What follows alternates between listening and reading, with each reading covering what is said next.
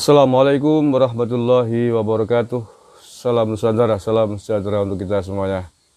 Saudara-saudaraku sebangsa setanah air yang saya cintai, saya banggakan. Bertemu lagi dengan saya dari lereng Gunung Slamet di Banyumas, Jawa Tengah. Apa kabar semuanya? Kemarin saya sudah update terkait dengan perkembangan kasusnya Munar Boy. Munar Boy tahu nggak?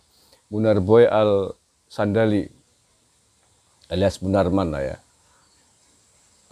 Dari sidang yang kemarin dilakukan, ada fakta yang sangat mengejutkan, yakni fakta bahwa Munar Boy ini sudah ikut berbaiat ISIS sejak tahun 2014 di kampus milik negara, UIN Syarif Hidayatullah Jakarta.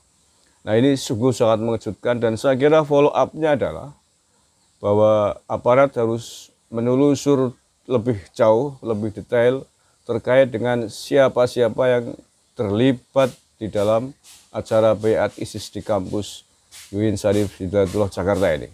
Satu, yang kedua, dan siapa-siapa saja orang-orang yang terlibat ikut baiat dengan Munarman Al Sandali ini.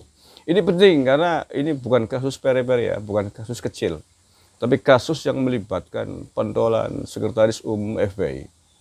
Jadi kampusnya juga harus ditelisik siapa saja yang terlibat, apakah sivitas akademikanya ikut terlibat, rektornya, dekannya, dan lain sebagainya. Yang kedua, siapa yang sudah ikut baiat, katanya menurut jaksa ini ratusan orangnya. Nih, kalau ternyata banyak sivitas akademika yang terlibat di sana, mahasiswa yang ikut terlibat, maka semua juga harus diproses secara adil. Nah, selain itu ada satu fakta lagi yang menurut saya juga mengejutkan. Jaksa menyebut dalam sidang kemarin bahwa FPI ternyata pernah mendukung seruan Al-Qaeda.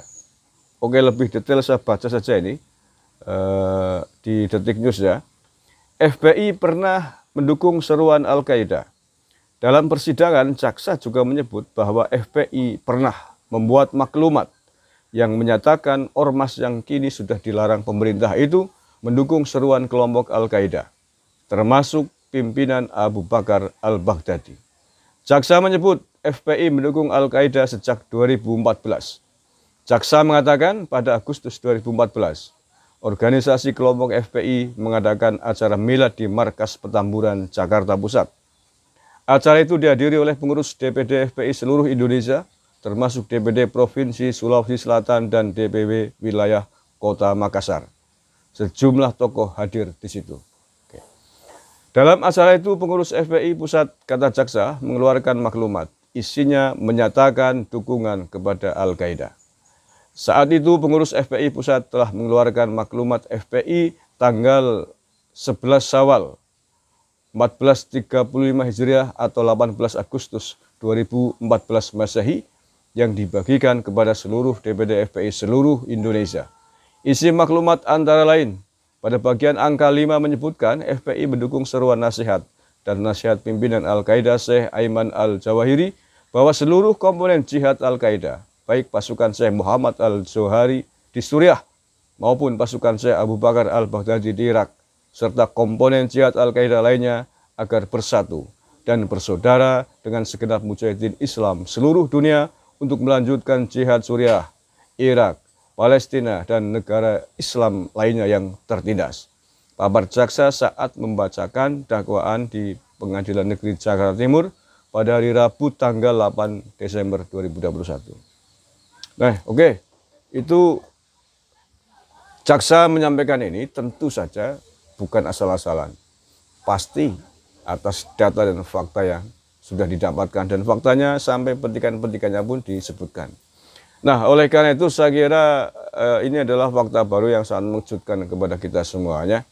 Sering saya sampaikan bahwa aparat kepolisian sesungguhnya negara ini tidak cukup hanya membubarkan kandang, termasuk juga yang ada di HTI, tidak hanya FPI. Kalau ini memang fakta bukti, maka artinya apa? Bahwa FPI bukan hanya sekedar ormas terlarang di tanah air ini. FPI bukan hanya sekedar ormas yang punya target di dalam negeri, tetapi punya target bersama dengan sejumlah negara-negara yang di dalamnya atau sejumlah ormas-ormas teroris di dunia internasional. Nah, ini sangat berbahaya dan menurut saya ini adalah bukti yang bisa dijadikan untuk menangkapi para pentolan-pentolan FPI di tanah air ini.